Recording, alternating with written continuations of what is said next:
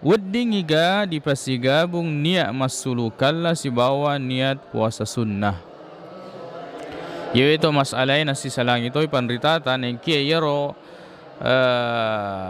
narekumelo ki matanga makada yero ibadah masulukalla itu ibadah fardu dan ibadah tersendiri.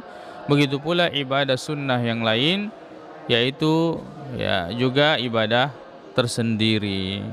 Makanya saya panditata makada de na wedding ya digabung karena ini adalah ibadah masing-masing. Innamal a'malu binniyat, dan setiap amal itu tergantung daripada niat-niat melaksanakannya, ya, pada niat-niat melaksanakannya. Saya tahu panditata ya membolehkan dalam masalah ini nikiero pataro kami dengan hati-hati majapung kan itu ya memisahkan, ya, sebab upana nah kita niat asalnya adalah puasa sunnah, kemudian yang kita ikutkan adalah masulukalla, maka yang jadi itu adalah puasa sunnah, bukan puasa wajib atau puasa masulukalla, ya. Wallahu a'lam.